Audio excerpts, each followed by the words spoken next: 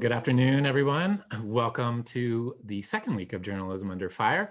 As you know by now, we have streams flying at all times, at all days, and we're thrilled that you can join us here again today. My name is Sandy Campbell. I'm the Executive Director of the Santa Fe Council on International Relations. A couple quick points from me before we turn over to today's panelists. First of all, we've just confirmed Bob Woodward to speak with in conversation with Dan Priest at our grand closing event. That's on December 3rd, and that will start at, I think, 5 o'clock. We're going to adjust the time a little bit. That's 5 p.m. Mountain Time.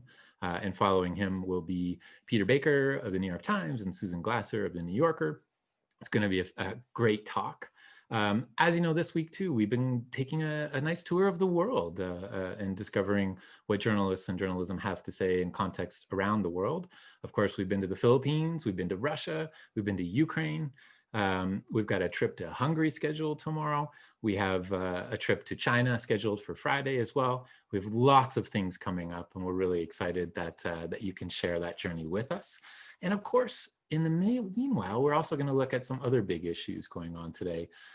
For example, tomorrow night, we're going to feature another professor from the University of California at Berkeley, Dr. Hani Farid, who's going to walk us through the world of deep fakes. And then I think we should just jump into today's panel. And of course, we have Dr. Alexa Koenig coming back from last year. Welcome back, Alexa. We're going to talk to you in just a second.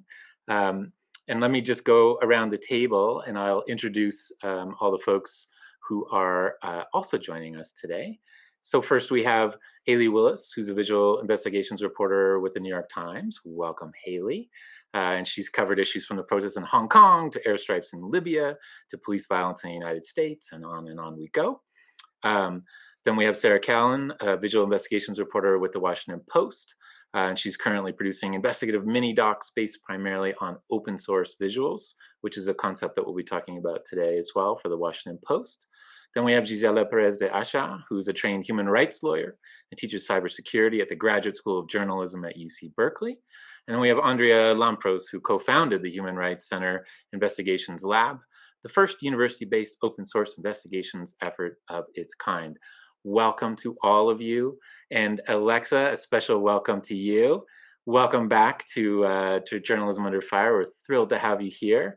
And let me ask you a quick question, which is, how you were here last year. What was something that really jumped out at you from your time in Santa Fe last year? First, thank you so much for having me back. And I'm really excited for the conversation we're going to be having today with four of my all-time favorite reporters.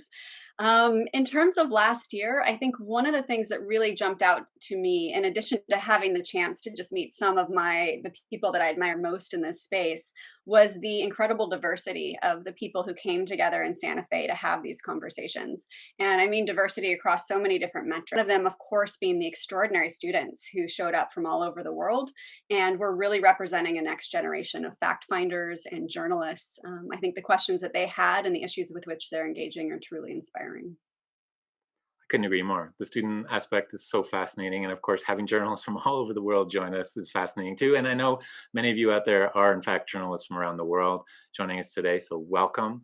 And now, Alexa, I will turn everything over to you, and let's hope there's no more tech hiccups, and onwards we go.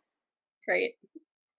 Well, thank you again so much for having all of us here. As I was mentioning, I'm so excited to be joined by Andrea Lampros, who founded the Investigations Lab at UC Berkeley with me. We've been professional partners in crime for the last 8 years, and in working in this space for the last 4, almost 5. And of course, Gisela, Sarah, and Haley, who are all alums of the Human Rights Center at UC Berkeley and have gone on to just do extraordinary work, really pioneering the space of online open source investigations and of visual forensics for reporting purposes. Each of them are going to be talking about through the pragmatics of what it means to partner across disciplines, across fields of practice, to really help build stories that rely on a lot of the social media content and other online information that's helping to get information out from the ground in areas where news is breaking and get it out to the audiences and the publics who are maybe in a position to respond. But who are we and what do we do? The Human Rights Center is a multidisciplinary research center based on the UC Berkeley campus. We were set up 25 years ago to be a space for people to come together from different fields of practice to work on common stories, common problems. We have a long-standing forensic program, but we also work with the departments of journalism. We worked with law, with computer science, data science, information.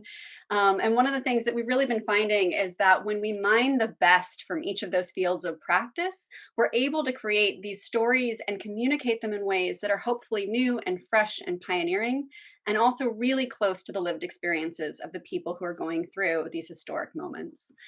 In 2015, we were honored with the MacArthur Award for Creative and Effective Institutions for the strength of these collaborations and of our interdisciplinary practice.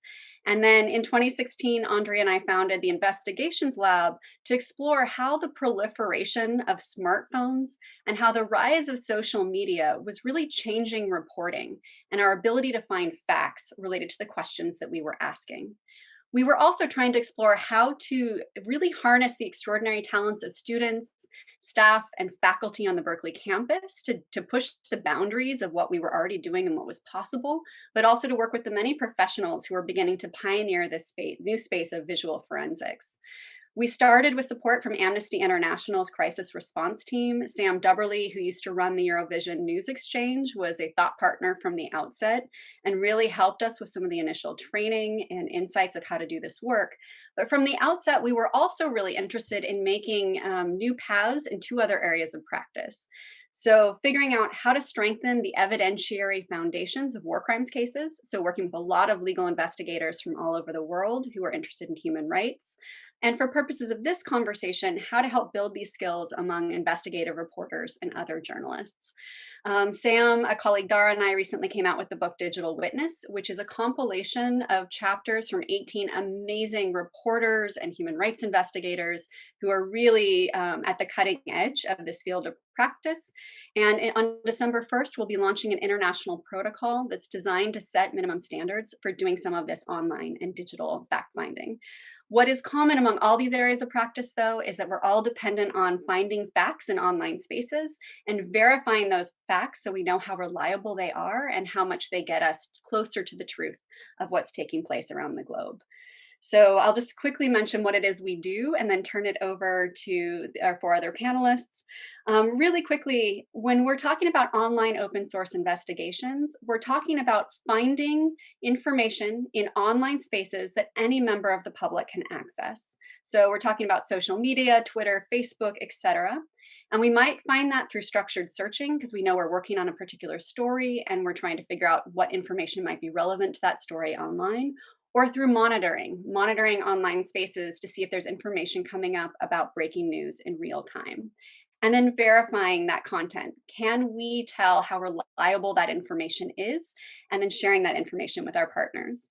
Our team at any given time is about 60 people. They usually come from about 24 different disciplines and may speak anywhere between 20 and 30 languages. That linguistic capacity is super important because it allows us to mine information and tell stories that maybe are being overlooked or not heard because they're not taking place in English and therefore might not be regarded by a lot of the people who are doing the reporting in the spaces that we're commonly working in. So with that, I want to turn to Andrea Lampros to tell us a little bit about the process of working in these multidisciplinary teams and what the Human Rights Center has been doing in terms of working with reporters. Thank you, Alexa. So in founding the Human Rights Center's Investigations Lab, from the very beginning, we were really drawing on the work of journalists who had pioneered open source investigations. People like Malachi Brown, who's at the New York Times, people like who he had worked with, Gavin Sheridan, Phil McMahon, Amnesty International's Sam Dubberly, who came from journalism, as Alexa said. And also a really close partner of ours, Kim Bui, who had worked with Reportedly.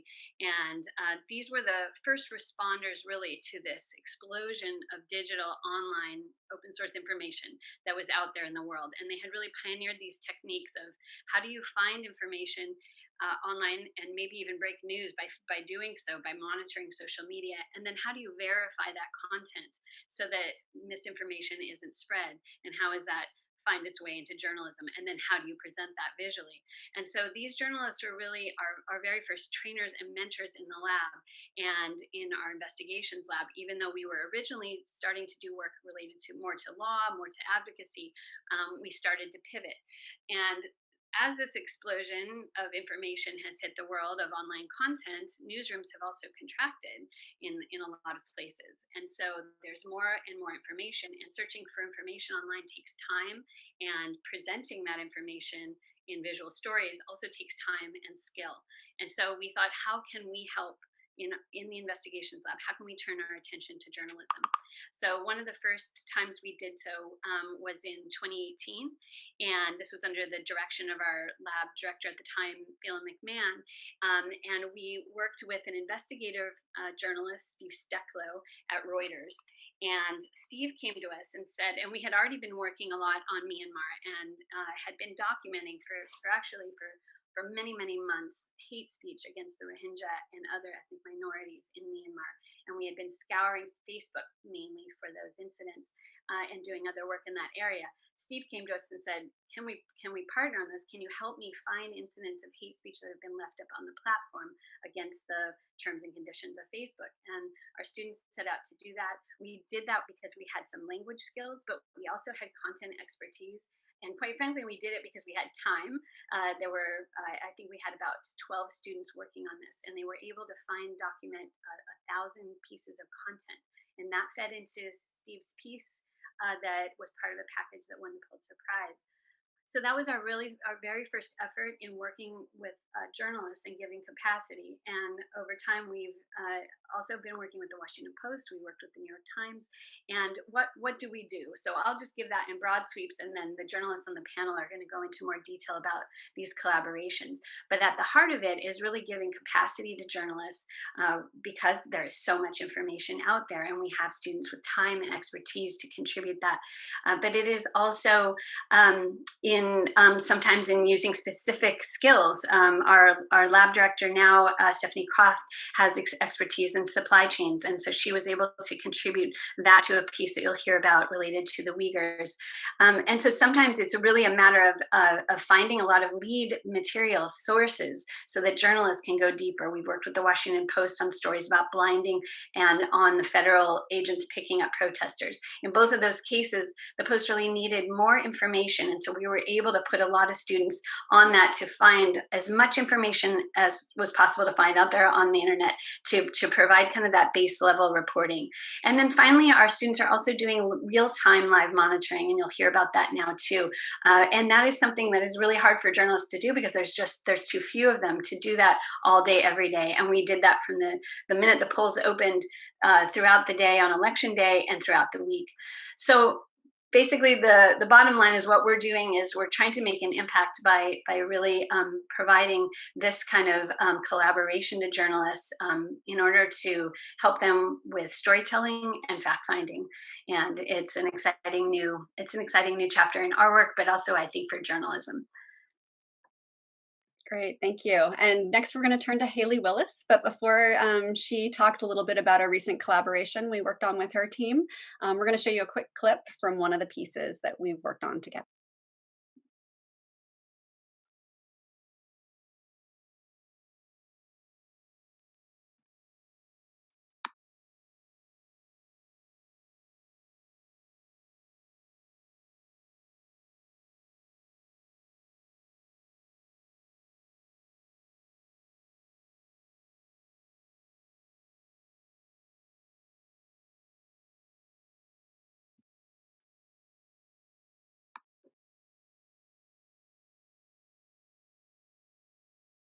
Propaganda is a hidden story about a long-standing and highly controversial government labor program that experts say often puts people to work against their will. We reviewed hundreds of videos, photos, government documents, and shipping data to reveal how the surging demand for face masks is linked to this problematic program. We identified several Chinese companies that use Uyghur labor to produce PPE, and we tracked some of their shipments to consumers in the US and around the world. The rural poor that are being put into factory work are not going by choice. there are these coercive quotas that cause people to be put into factory work when they don't want to be. And that could be considered forced labor under international law. Okay, many apologies for the audio at the beginning of that being cut off, but hopefully you got the gist of this particular story. Haley, I'm wondering if we can turn to you to talk us through a little bit about the collaboration and how that helped shape the story that your team ultimately told. Yes, absolutely. First of all, thank you all for having me.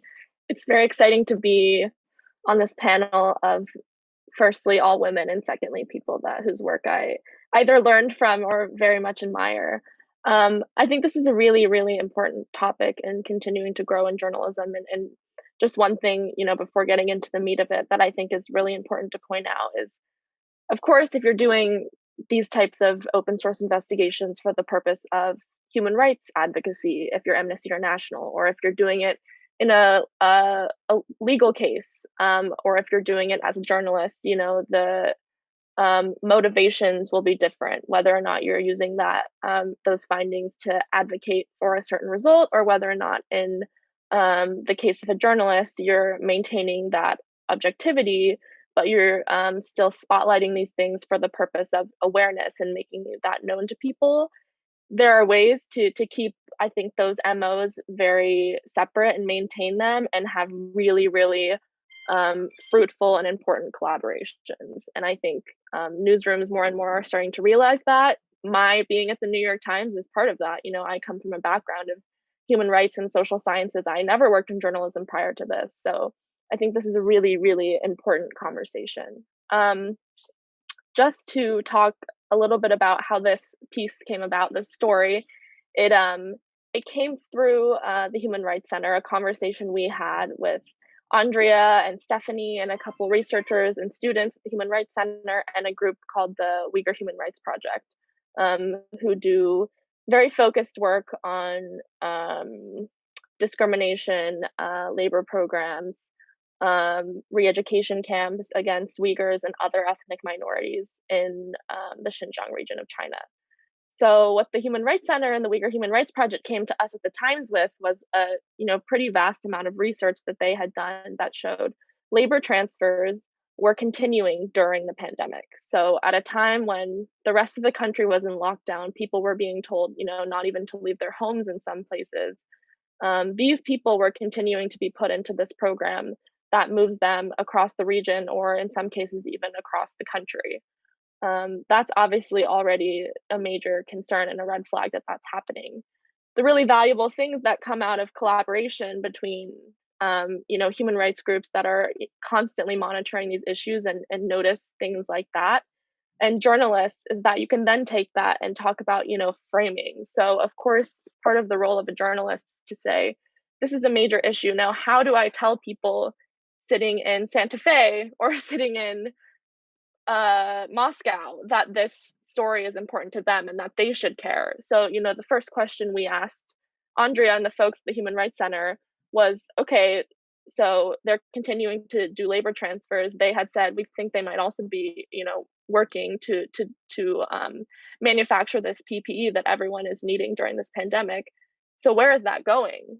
How can we trace this? And how can we tell people, doing the service journalism of saying to someone, the mask on your face in Santa Fe might have been made by a worker who could have been coerced into participating in this program. So that was kind of the value of the collaboration, of them bringing that story to us and us having that dialogue back and forth of, how do we do this and make it relevant for a wider audience. I think, do we want to show there we go. Yes. You can skip to the next slide, Alexa. The one after that. Great, perfect. So essentially, what came out of this is, a couple, just to explain to you kind of the open source research that we then took on to carry out that initial question of, are these people in this labor program being used to produce this PPE, and where is it ending up, right? So this is almost entirely an open source based project, and open source can mean a lot of things, but part of the reason is because China as a country is a very difficult place to report on. It's very difficult, especially for Chinese reporters in the country, and especially in cases of Xinjiang, there are a lot of security risks, a lot of surveillance risks. So much of what we know about these issues is done through open source research. So what you see here are a collection of essentially, Chinese social media websites. It's, Weibo, Tencent. These are like China's Google and, China's YouTube essentially. And how can we dig into those platforms and find information that can lead us to our research? So in this case, something really interesting is that the labor program is actually publicized by the Chinese government. They claim that it's poverty alleviation. They're helping these people. They're getting them jobs. They're giving them salaries, and that they're participating willingly. There's a lot of evidence that shows that that's likely not the case. But one thing that's really valuable about that approach by the Chinese government is there are so many visuals and pieces of information out there about these labor transfers happening. So what happened is, one of the first companies we identified that was involved in this supply chain problem with PPE came from a video that the Human Rights Center had shared with us. It was a video that they had found that proved that these transfers were still continuing to happen at this time. We took a closer look at that video, and one of the reporters on my team, Muyi, she's from China. It's her native language. She knows Chinese government documents and data very well. She could dig into the data, find out that that company had recently shifted to producing PPE. So from the company sign on the video that the Human Rights Center had sent us, she was able to connect that to this specific company. We were able to establish that they produce PPE, and that's kind of, the dream collaboration, right? Of like, how do we bring all these pieces together? We have a China reporter who knows government data really well. We have students who really know how to dig into these open sources, and how do we bring that, all together to kind of the final pieces. We can go to the next slide. Great.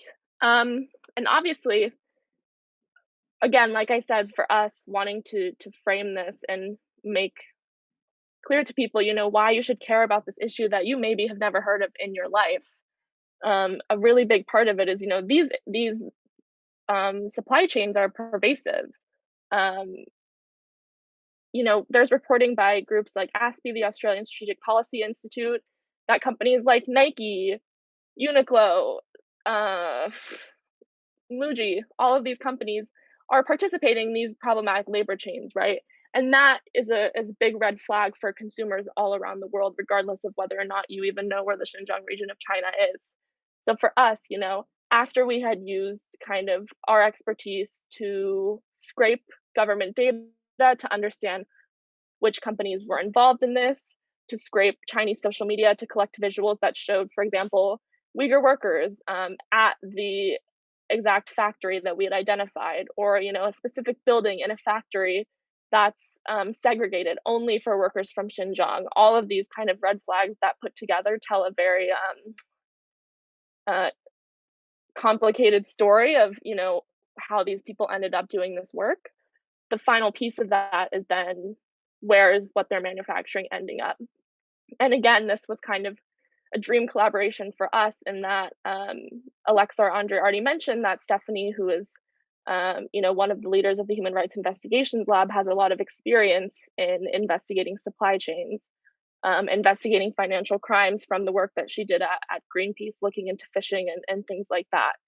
And we as a team, this was an open source element that we didn't have a lot of experience with, right? So import and export data, a lot of it is open source. This is data you just have to know how to mine and how to understand. You have to understand what the HS codes are. So what are the product codes for PPE, for face masks, things like that.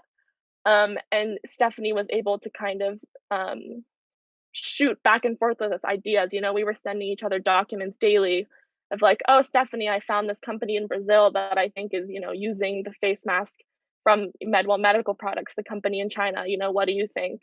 And without the collaboration and variety of, regional expertises, technical expertises, another example is, of course, the people from the Uyghur Human Rights Project had people that spoke Uyghur, which is very important in a case like this, right? We don't have that on our team.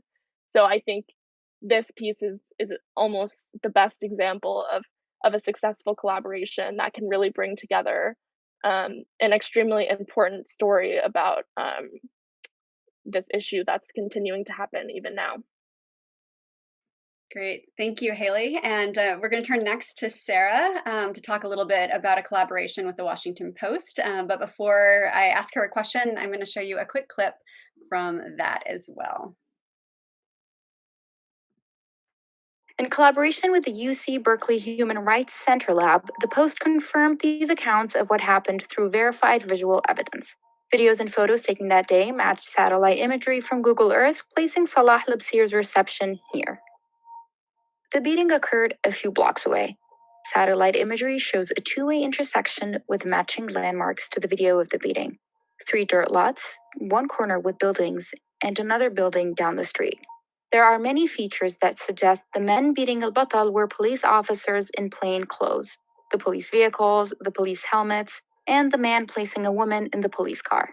The Moroccan government said that the car al-Batal was in intentionally collided with police vehicles. al-Batal, his friends, and the visual evidence refute that claim. هي التي قامت باصطدام جانبي غايته هو عرقلة السيارة شل حركتها بشكل تام. As seen in photos and video from that day, the front of the car that was carrying al-Batal is not damaged. This means it's unlikely al-Batal and his friends hit the police vehicle. In fact, the front of the police car and the left side of the car al-Batal was in were damaged. Al-Batal was charged with various crimes, including obstructing traffic, threatening and harming public officials, and carrying a weapon. The courts convicted him to 6 years in prison. He appealed the decision and his sentence was lowered to 2 years. The UN requested an investigation into al-Batal's case, raising concerns over human rights abuses. The Moroccan government has opened an investigation into the circumstances surrounding the arrest, but refutes all claims of abuse. Al-Batal is still serving his sentence. Okay, Sarah, would you mind, I'm going to stop sharing just so we can hear from you for a few minutes before we move on to some more of the slides. But I was wondering if you could tell us a little bit about the background of this piece and walk us through this collaboration. Thanks, Alexa. It's such a pleasure to be here, to be with this group of talented journalists, researchers, and also at the conference where there are a lot of journalists who I admire and I learned from, as Haley said. Throughout this, my part of the presentation, I'm going to be echoing Haley a lot because it seems like our collaboration was very similar. For this one, it was when I was on the fact checker team. So before the newly formed visual forensics team, which we started, which we officially confirmed a month ago. On the fact checker, beyond just fact checking politician statements, we also analyze manipulated video. In the fall of 2019, we did a guide to manipulated video.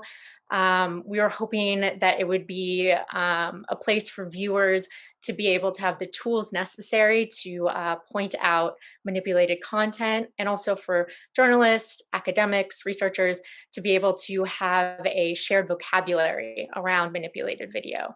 After we put out that guide, we were looking at stories about online misinformation, manipulated video that led to often troubling real-life consequences. We were focusing on 2 stories at the time, one in Gabon, the other in India. Gabon had to do with a deepfake video of the president, an alleged deepfake video of the president that some people had said led to a coup. So we investigated that. We also looked at an incident in India where some men had been beaten brutally because of rumors that they were child kidnappers. One of the men eventually did die. And during that time while we were reporting out those 2 stories, we were looking for a third. What we usually do, similar to what Haley said, kind of like you're reaching out to experts. We reached out to HRC and we're kind of wondering what they were working on. Since I'm an alumni, we know that they usually group students into different teams where they will investigate an incident and sometimes collaborate with a human rights organization or a journalistic output like ours. So I reached out, and lucky for me, they were working on this story in Western Sahara. It fit the criteria because it was very much a video. The video, we were trying to prove it's not manipulated, and also trying to prove what had happened in the video, and more importantly, to see if the evidence of the video could push back against the Moroccan authorities' claims of the incident. So another thing that was really great about this piece was the reason why we kind of like jumped into it beyond just like it being an important story to tell, was that the students who were working on the story had already done a significant amount of research. Something that we journalists don't have the luxury of a lot of times is time, which is great when you're able to collaborate like groups like the HRC, because they do have a little bit more time to do this research, whether it's a semester with a team or even multi-semester. Sometimes they'll work on an investigation and then it'll be carried over into another semester. So we felt very lucky that a lot of the research was already there for us. What they had done was they had created a summary report. So if we want to pull up the slides, you can kind of get an idea of what this looks like from the HRC.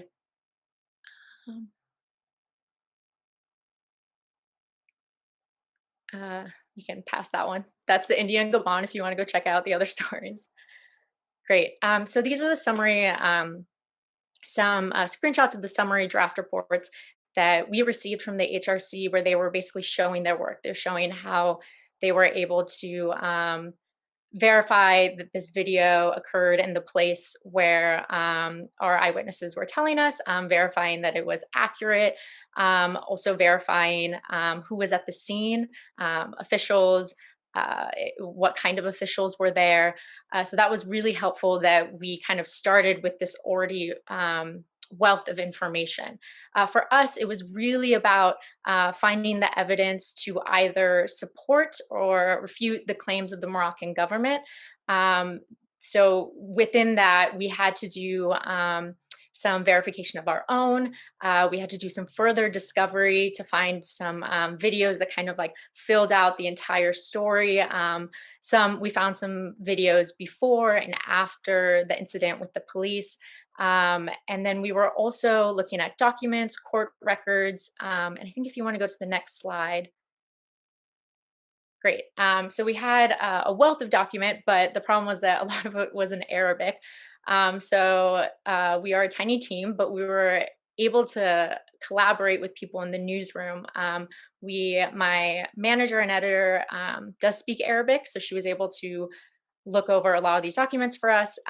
We had someone on the audio team who just heard about our story and was like, I want to help. This is important. So she came and did a lot of the translation. She was there for a lot of the interviews. And then we also had a colleague who had been to Western Sahara and had done a separate piece a couple of years ago. So we were able to review her footage as well to help with further verification. Of course, she did not shoot in the exact same spot, but it was just helpful to get a general idea of what it looked like beyond satellite imagery and photos that we could find online. And then through some human rights organizations on the ground, we were able to talk to eyewitnesses. As you can see here, we have one gentleman who was in the car, who was beaten by the police. We were able to interview him, which was very helpful in the reporting. We were also able to interview the man El Batal. We were able to interview his father, who was able to kind of put some more of the pieces together. And then if you want to go to the next slide, as Haley said, we as journalists have to kind of think of like, how do we shape the story and what should we be telling our audience? For us, this was, for the fact checker at least, we had done a lot of manipulated video stories. We've done a lot of fact checking politicians, but this was kind of the first time we really got to show like what a visual investigation looks like. And so we really wanted to take advantage of showing our work here. We used a lot of the stills that we got in the summary reports from HRC. We had a fantastic animator who was able to really give the viewer a sense of like, this is how you would go about doing a visual forensic story, and how we were able to confirm that this is the location of the arrest, able to confirm the men who dragged and beat El Batal, and the other men in the car were police officers. And also, as you saw in the clip, we were able to show that it was very unlikely that it was the car that El Batal was in ran into the police officer car. It was much more likely that the official's car ran into the car that El Batal was in. So we were able to really push back against the Moroccan government's account of that day, which we felt was was one of those things that, to have the visuals to be able to refute or even support an official count is really a dream. Like, you want to be able to kind of get as close to pretty positive. I mean, within visual forensics, you get as close as you can. It's different levels of assurance that you are saying the correct thing. So we were very lucky that we worked with HRC to get this wealth of information. I think with the size of our team, with the limited resources, with the amount of news that's out there, it's very difficult to do this kind of research and to gather this much content in such a short amount of time. So we felt very lucky, and we felt like the story was better served because we had this collaboration both with an outside organization, and then I think it was a really great example of collaboration within the newsroom. How we were able to work across desks to pull in people with certain expertise that were able to help tell this story to the best of its ability. Great. Thank you, Sarah. And I'm going to go ahead and stop sharing while we go ahead and get started with Gisela. So Gisela, I know you've worked in a number of collaborative, multidisciplinary contexts. I'm wondering if you can also tell us a little bit about some of the work that you've been doing through the Investigative Reporting Program, through the Human Rights Center, and with some of our partners. Would you like me to share the screen, or would you like to go ahead and introduce the work first? I'll go ahead and introduce the work first. Thank you so much, Alexa. I am honored to be here and thrilled to be here. It's a dream panel, and we've been talking about diversity and about cross collaboration, and it's just really powerful to have an all-women panel in an age of male-driven journalism and journalistic culture. And I'll touch upon a little bit. I'll touch on that a little bit at the end. So yeah, the type of open source investigations that I do are more focused on extremism. I'm a writer, so I don't have the amazing visual component of what Haley and Sarah do. But definitely, we are at a very interesting intersection and at a very interesting time, because there's a lot of unexplored terrains that we still have a lot to mine from open source investigations and just the open source field in general. Could we start sharing, Alexa, please? Thank you. So I want to talk a little bit about the elections monitoring project that we were just working with, and how intrinsically collective it is. If you want to go ahead and play that, that's just like my really quick screen grab of the spreadsheet that we had. It's more or less 800 incidents that over 60 students from the journalism school and from the Human Rights Center investigations lab were just grabbing from TweetDeck. And as you can see, we have the different categories from military presence, militia presence, type of militia presence. Is there police abuse? Is there potential disinformation? And it was just an amazing experience and feeling, because first of all, you have to take into consideration that we're in a pandemic here. So all of this is remote, right? And if you want to hit the next slide, Alexa. All of this, we did it completely remote. Oh, next one. I think that one's already. So all of this was completely remote given the pandemic, and it's just opened up a lot of new paths as well. We work primarily on spreadsheets, as I'm sure Haley and Sarah do as well. And the really interesting aspect for me, and I see this popping up on the questions, is one, when open source intelligence methods, when OSINT, as we know it, become a story, right? Like, it's very different to do this type of monitoring and evidence collecting, searching, and grabbing from social media for legal accountability purposes than to do it with a story. For legal accountability purposes, for example, the students at the HRC Investigations Lab are not allowed to reach out to people on the ground who tweeted the content or who reposted the content or who might have been eyewitnesses, because that could potentially poison the evidence and the collecting of the evidence within a legal process. But the really strong element about journalism, the thing that I love the most, is that we divided up the team. So the open source researchers were doing an amazing job just sort of like going through all the information noise. There was just so much. And this is very differently from like Western Sahara.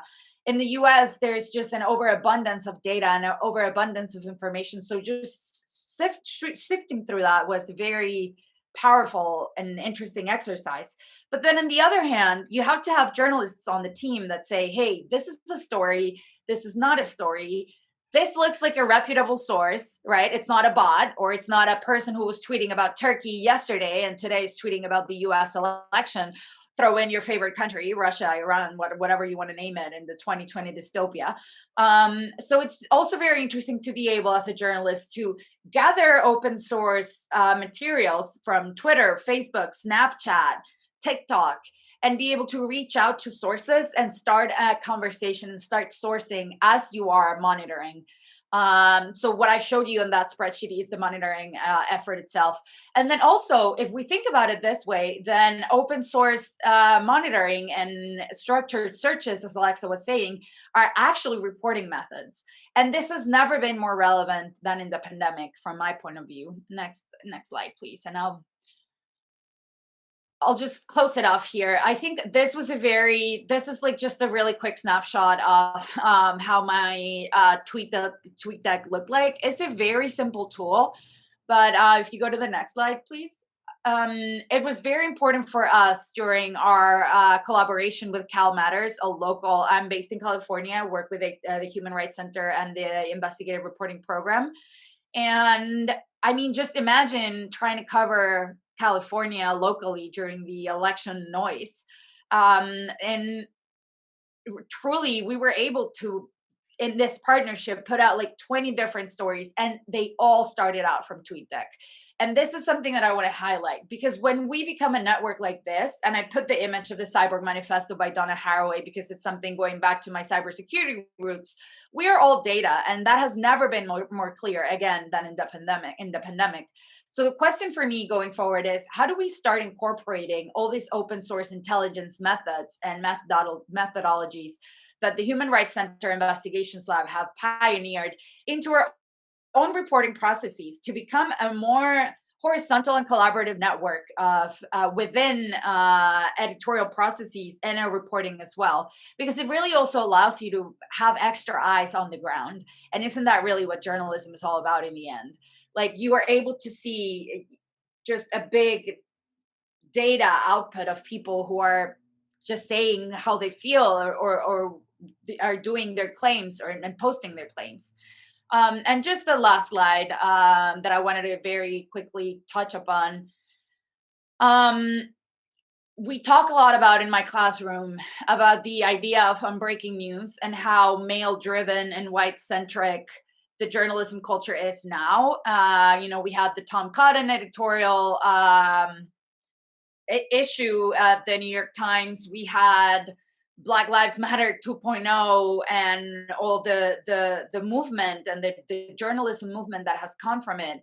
So what open source intelligence reporting and sourcing show us is also a way to come up with resilience techniques and community building techniques that the Human Rights Center Investigations Lab and Andrea and Alexa have specifically been really careful in teaching and showing us, because you do end up seeing, it's sort of like we become the digital first responders. You do end up seeing a lot of gruesome content coming out of conflict zones, for example, or the same US.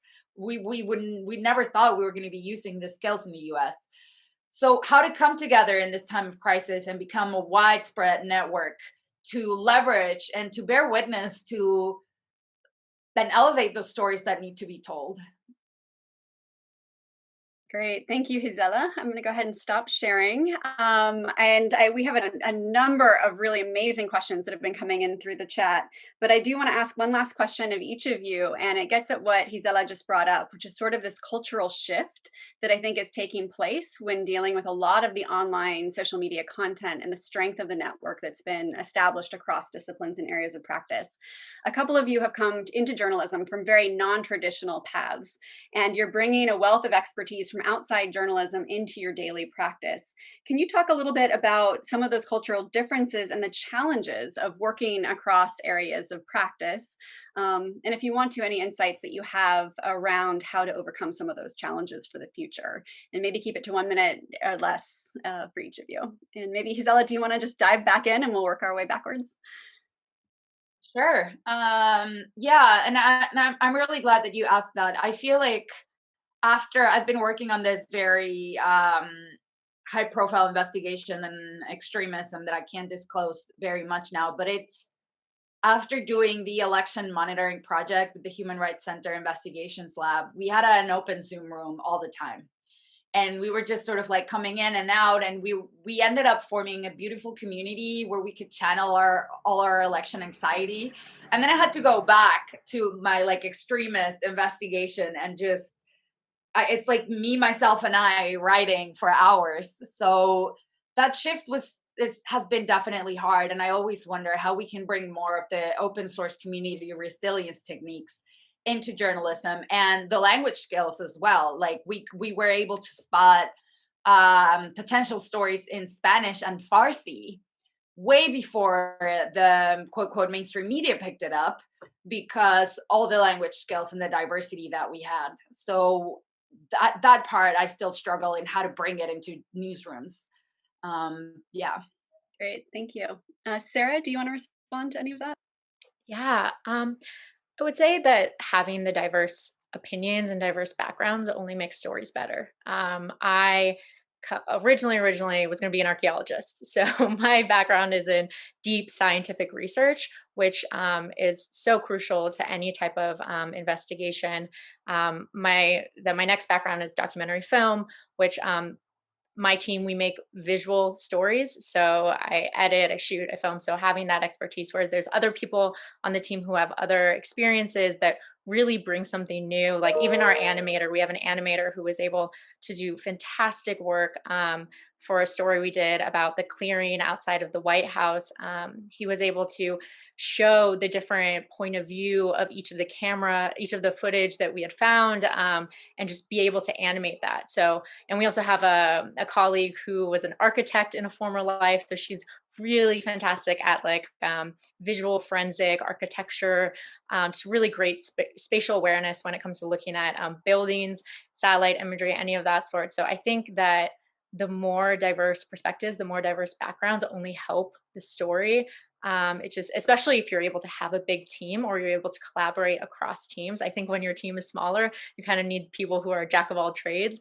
But if you have a big team, you can have people who are a little bit more specialists and also able to collaborate and being able to get the resources from other places that might have more time or people to focus on a certain story. Thank you. Haley, do you want to dive in? Yeah, absolutely. I mean, first of all, I would just echo what you have already said. I don't want to bang anyone over the head unnecessarily, but I mean, absolutely. The only thing that diversity brings to a team is good things. You know, it brings better stories. It brings better team culture. It means more stories and coverage of things that wouldn't usually get coverage. And I mean, we have a long way to go in diversity on the visual investigations team, but already, like, the product that comes out of the team is a product of diversity. You know, I think I'm one of only 2 American reporters on the team. Everyone else is, you know, scattered across the world. We have Maliki, who was the founder of the team. He studied computer engineering in college. I come from a social sciences and human rights background. Some people have very traditional journalism backgrounds. Some people are experts in, you know, geospatial analysis, and all of these things come together to tell those stories. I think people see barriers to collaboration and diversity on the team because I think there's kind of an old school feeling that you know, working with advocacy groups or human rights groups in some way tarnishes the objectivity or the goal of journalism, and I want to push against that a lot because I think ultimately what it comes down to is we all are doing fact finding regardless of the reason why you're doing it, and those reasons can stay separate and isolated, and you can maintain that while having really fruitful collaborations. Um, all we're doing at the Times is what we say is we just want to find the truth. We don't care where it leads. If we're investigating a video and we find that, you know, that police officer acted according to how they were supposed to, that's what we'll report. And I think that's the same for human rights researchers as well, regardless of, you know, what they're trying to advocate for. So I think, you know, if you're all in it for the same purpose of fact finding, the collaborations can only be beneficial.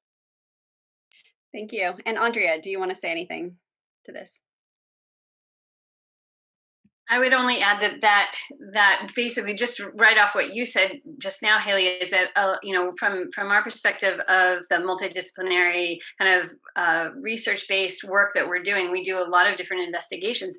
But the beauty of this collaboration too with newsrooms is that we also don't necessarily always know when it's a story, and there's other, you know, journalists bring a different sensibility to it and of storytelling through people that is often not necessarily something that we would do. So those things kind of come together, I think, in some of the pieces that you saw. And then the other piece that I would say is, you know, from bringing in these perspectives is that we're able to shed light on places that may not have any media coverage. Like Western Sahara is a perfect example of that, where journalists are not able to get in, and so we're using open source information to bring these things into spaces that haven't had light shed on them. So I think all those things work together really beautifully in these cases. Thank you. And I have a couple of questions teed up for all of you, and maybe we can have one person volunteer to answer each of them. And one of the ones, though, that did pop up that I'm happy to quickly answer myself is related to COVID-19 and the misinformation circulating online. There was a question around who is working on actually trying to help get factual information out to the public. One of the collaborations that we've been running at the Human Rights Center Investigations Lab is with a team of computer scientists and information school faculty and researchers who are developing an algorithm to better detect misinformation that's circulating in online spaces, and in this case, specifically YouTube. So we have a team of students who have actually been working with those computer scientists to try and improve the ability of that algorithm to do that automated detection. And we've been asking a few questions of the data set that's been pulled together, sometimes at a rate of about 10,000 pieces of information per day. And the questions we've been asking have been specific to the elections and misinformation that's circulating there, but also related to COVID-19, so that we can help policymakers, legislators, and others get better information out to the public about what misinformation is circulating, at what volume, and how things are peaking and trending, so that ideally we can be getting better information out, also giving that information to the social media companies themselves. So as they're trying to think through potential interventions for mitigating some of the harmful information and maximizing the helpful information, that they're aware of what to look at if they're not already. One question that has popped up a couple of times is how given the amazing number of stories that are happening in the world and the volume of information on social media, how do you decide what to cover? Anyone want to take that one? I can try and take it on. This is a question we grapple with every day. As I'm sure you all are aware, there's no shortage of news, especially in the year of 2020. I think there's a lot of different factors that go into that question. I think for us, one of the biggest ones, as you know, we say we do accountability journalism. And often what that stems from is if there is an official narrative that says something happened in this way. You know, the Philadelphia Police Department says this is how our officers acted, it was according to policy. Or the president of Azerbaijan says, you know, we have no Turkish F-16 aircraft in our country. Whenever we hear, you know, an official narrative about something, you know, we always want to question that and consider multiple hypotheses of, okay, what if that's not true? You know, what can we find that could support that? And, you know, if that's the case, that's the story. Or in other cases, you know, what evidence do we find that contradicts that? And for us, that's a major decider of whether or not we do a story, is if, you know, the evidence contradicts these official narratives that get pushed out much more widely. One of many other things we have to consider as a visual team is whether or not this is a visual story and there's visual evidence. So an example I always use is, you know, I've done a lot of research on US airstrikes in Somalia, which tragically very often impact civilians.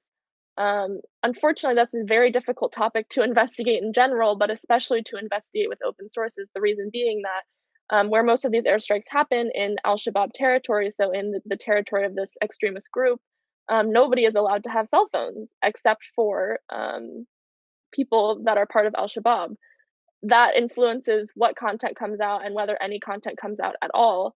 And that can make it a very difficult story to cover if you're doing this type of research. So those are just two of the things that influence the decision of what to cover. But I mean, it's a very day-to-day discussion, I think, that continues. And to get in another question before we have to close in a couple of minutes, I thought this was fascinating. Has any team abandoned a collaborative story because critical facts simply could not be nailed down? Could you discuss the tensions between maintaining integrity and reputation and temptations to publish stories that have consumed a lot of time and resources? Anyone want that one? I can take that one. We haven't abandoned something that was like we were working on and we had a story in the works. We've done, like, we did election monitoring with Gisela and her team, and there wasn't anything that really fit with our criteria for like a visual forensic story. And that's difficult. I mean, it's hard when you have like a ton of resources that you put in and you have people's time and amazing work, and you're just like, there's nothing here for us. Maybe it's for someone else, and that's what they were able to do. They were able to get out a ton of stories with their local partners. But I definitely think there is a tension for doing a ton of work and then not publishing. It's kind of that feeling of waiting, the scientific thing where you're waiting for a train and you're sitting there and waiting, even though you know should walk away and go get another one. You kind of, if it doesn't fit your criteria, as Haley said, if it's not visual, we can't do it. If it's not going to hold someone accountable, we're not going to do it.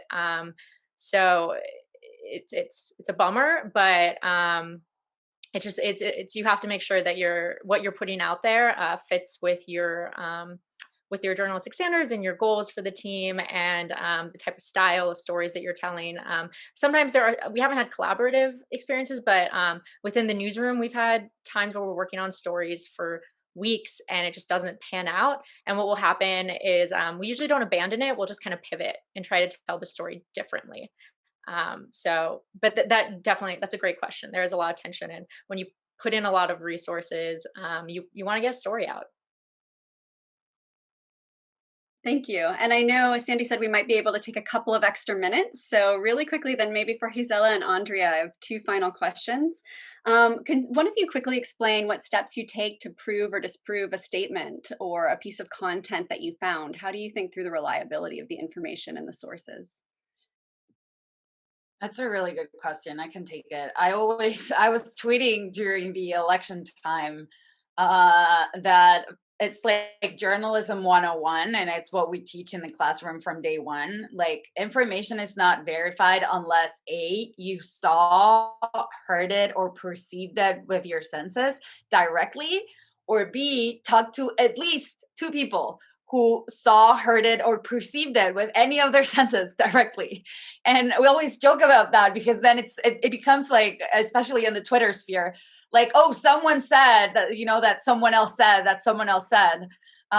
So I think the very traditional rules of journalism apply to the open source spaces as well.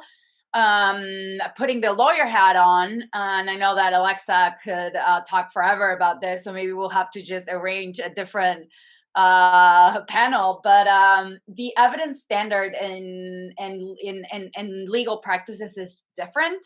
But if you want to find the facts, I mean, fact checking 101 still applies, and that is, has someone seen or heard whatever the claim is directly, and trying to line up as many people as possible. Because not even a piece of video right now could be one piece of video for me in open source is just one lead. And that's how I teach it to my students as well. Every single thing that we find online is a lead. You still have to go through the fact checking process. And I want to give one more question to Andrea, but really quickly before we do, there's a question about what tools or apps do you and your colleagues use to manage all your data and your collaborative working? And just really quickly on that, there are so many hundreds of apps that are out there to do everything from finding information to collecting the information to structuring the information to sharing it, that, one thing we could certainly do is, if you reach out, happy to send you some of what we call dashboards, where you can actually link to all the different tools that exist. Some really common ones, though, are, as Gisela was showing, spreadsheets like Google Sheets or any other kind of spreadsheet where we can all get access and be diving in and adding contributions in real time. There are great tools like something called Hunchly that allows you to record and capture information as you're scanning through online spaces and hold that and report out or pull together reports on different pieces of data. So I would definitely feel free to reach out about the wealth of resources that we have. Andrea, for the question I want to throw to you is, there was one about the future of activists and advocates working alongside journalists. Where do you think that's headed? Where would you like to see that headed? Great. Well, so at the Human Rights Center, we are really a research center. So we're not activists or advocates per se, we're fact finders there. And so that's what we're teaching our students is, and to build off the previous question, is the basic tenets of journalism, but also social science, to have multiple working hypotheses, to always approach every piece of information with a how do I know question. And so that's what we're doing. Though at the same time, at the Human Rights Center, we have the benefit of working very closely with frontline human rights defenders, as we've done on many investigations. And so that's that collaboration, different kind of collaboration, and super important. And they that kind of that work affects our work, and that direct contact with people who are on the front lines of defending human rights, who are activists or advocates, and who are people who are directly affected, is hugely important to our work as it is to journalism. And so I think we can be a bridge in that way. Excellent, thank you. So I guess in the last few seconds, I know we're already 5 minutes over, but any closing thoughts from any of you that you didn't get a chance to share that you'd like to conclude on in 1 minute or less? I'll just add something really quick, which is just about the importance, and I think a few people mentioned this, but about kind of the bigger picture of fact-finding. That what we're teaching at the Human Rights Center has to do with ethics. We talk a lot about, and we also talk a lot about resiliency and to working with this user-generated content. And that's a whole other discussion, but it is super important. And what we're hoping to do is have a very diverse group of students that we're teaching who are going out in the world and seeding newsrooms and bringing with them the ethics and the resiliency tools that we're grappling with. Great, thank you. Haley, any final comment before we close? I guess I would just say, I think in some ways this panel is amazing, that it's 5 women speaking about, these really successful collaborations, but I also want to emphasize that there's still a long way to go in how these collaborations take place, and how diversity continues to enter newsrooms from other disciplines. There's a lot of amazing things that come out of collaboration across disciplines, but I think the biggest one is, it's bringing women, it's bringing people of color, it's bringing people from backgrounds that historically have not been represented in journalistic fields, into these newsrooms, and that's extremely valuable. And when it comes down to it, there's a lot of reasons to have diversity, but if you're talking to a journalist who says, I don't care about any of that, I just care about the story, you tell them that it makes the story better and that they will get stories out of this that they would not have gotten if they didn't work with those people. And I think that's what this panel represents more than anything else. Thank you. Gisela, any final comment? +1 on everything that Haley just said. Great. And Sarah? Yeah, definitely echo what Haley said. And also, if you're interested in this space, if you're a journalist, you're a journalism student, you're a lawyer, again, anything that, any of those perspectives is greatly appreciated within this space. We need you. So please, if you are interested, talk to us, get involved. There's a lot of trainings out there. There's a lot of great people on Twitter who put out great tips on how to do this type of research. So just keep pushing, and we're happy to have you as part of the community. Thank you. Well, with that, I want to thank you all so much for your pioneering work in this space. I think what's most exciting about it is it really does feel like we're at the very jumping off place of a whole new area of practice, and there's so much to build together. So thanks. And with that, I'll turn it back to Sandy. Well, thank you, Alexa. I couldn't echo that comment any more strongly. This is such incredible cutting edge stuff. I love how it brings together multiple disciplines and institutions, and it just feels like not the future of journalism because it's here today. And so I'm really grateful for all of you for doing this. I only have one question for all of you, which is, will you please come to Santa Fe in 1 year's time and share what you've been doing over the last year? Because we'd love to hear from you. And Alexa, thank you so much for making this panel happen and for leading it, especially when my Zoom feed disappeared. And I'm tremendously grateful to you, Andrea, to Sarah, to Haley, to Gisela, to Alexa. Thank you all so much. And for all of you out there, we'll see you tomorrow at 10 a.m. Mountain Time, where we have a nice trip to Hungary planned. So thank you again very much, and we'll see you all soon.